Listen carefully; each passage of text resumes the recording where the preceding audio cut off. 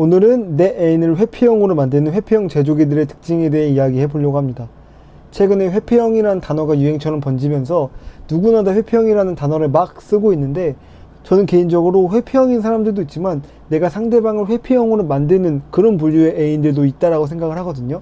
오늘은 그런 사람들의 특징을 한번 알아보도록 하겠습니다. 그럼 바로 시작하겠습니다. 내 애인을 회피형으로 만드는 회피형 제조기 특징 첫 번째는요, 과도하게 사랑을 확인하려고 한다는 점이 있습니다. 나 사랑해? 지금 뭐해? 왜 답이 없어?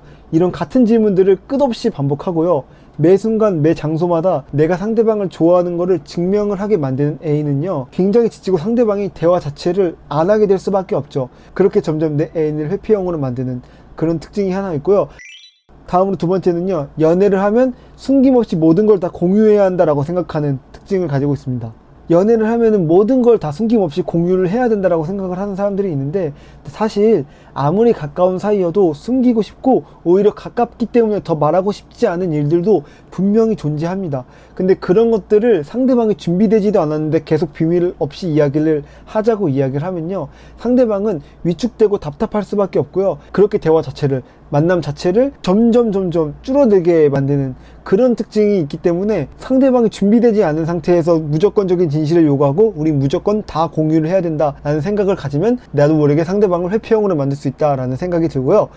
다음으로 세 번째는요, 작은 일에도 크게 반응한다라는 점이 있습니다. 그냥 별것도 아닌 일을 가지고 크게 반응한다든지, 아니면 울고 화나고 짜증내는 듯이 어떤 일을 크게 만드는 사람들과 같이 연애를 하다 보면은 상대방이 그 상대방과 어떤 문제를 해결하려고 하지 않아요. 그게 왜 그러냐면 내가 상대방을 더 이상 사랑하지 않기 때문이 아니라, 내가 해결하려고만 하면, 우리가 대화하려고만 하면 늘 일이 커지기 때문에 그 대화 자체를 거부하게 돼버리는 거거든요. 사실 상대방 입장에서는 내가 회피형처럼 보이겠지만 나는 너 때문에 이렇게 변한 거예요. 이거는 내가 회피형인 문제가 아니라 상대방이 나를 회피형으로 만들게 된 경우가 되겠죠.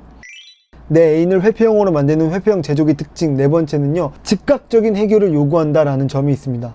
어떤 문제가 발생을 했을 때 누군가는 지금 바로 해결을 하고 싶어하는 성격을 가진 사람들도 있지만, 조금 시간을 가지고 우리가 조금 진정이 되고 생각이 정리된 다음에 해결을 하자라는 개인의 특성에 따라 문제를 해결하는 방식은 다르고요. 그리고 어떤 문제인지에 따라서도 지금 당장 해결하는 게 효과적인 문제들도 있지만, 조금 시간을 가지고 충분히 정리가 되고 우리 감정이 조금 진정이 된 다음에 이야기를 하는 게 훨씬 더 효율적인 문제들도 분명 존재합니다. 근데 그런 것들을 전혀 고려하지 않고 어떤 문제든 지금 바로 다 해결을 해야 돼 라고 이야기를 하면 상대방은 압박감을 느끼고 갈등 상황 자체를 피하려고 하겠죠, 당연히.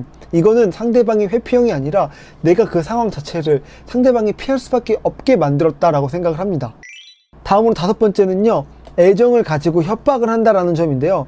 나 사랑하면은 이런 거 해줘. 너 이런 거 안 했네. 나 안 사랑하네 이제. 이런 식으로 애정을 가지고 우리 관계의 협상 카드로 혹은 협박의 도구로 사용을 하는 사람들이 상대방을 회피형으로 만드는 재주를 가지고 있습니다. 그런 사람들은 내가 그런 말을 해서 상대방이 떠나는 건데 상대방은 회피형처럼 떠난다고 착각을 하게 되죠. 그 굉장히 착각입니다.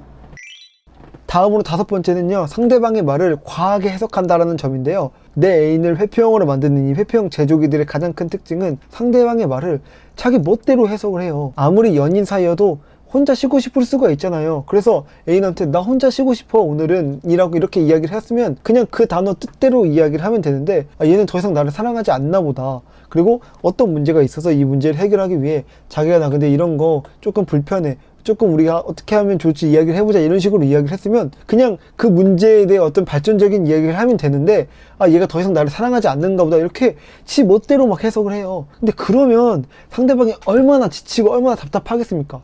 그런 사람 옆에 있으면 누구나 다 오래 있지 못하고 떠나게 돼요. 나를 떠난 사람은 회피형이 아니라 내가 그 상대방을 떠나게 만든 겁니다. 이 영상을 보시는 분들도 혹시나 내 애인이 혹은 과거에 그랬던 사람이 그런 것들을 한다면 그거는 내가 회피형이 아니라 상대방이 나를 회피형으로 만들었기 때문에 그런 것들을 하는 거거든요. 그래서 잘 유의하셨으면 좋겠습니다. 네, 이렇게 회피형 제조기의 특징 6가지에 대해 이야기를 마무리하도록 하겠습니다. 개인적으로 이 회피형이라는 단어가 너무 많이 쓰여지면서 혹시 나도 회피형 아닐까라고 생각하시는 분들이 조금 많아지는 것 같은데, 내가 회피형인 사람들도 분명히 있겠지만 어떤 사람들은 상대방의 나를 회피형으로 만들었을 거라고 생각해요. 그래서 내가 진짜 회피형인지 혹은 내가 전에 만났던 그 개새끼, 그 똥차가 회피형 제조기였는지 한번 잘 판단을 해보셨으면 좋겠습니다. 제가 오늘 준비한 영상은 여기까지고요. 재밌게 보셨다면 구독과 좋아요 한 번씩 부탁드립니다. 저는 다음 영상에서 뵙겠습니다.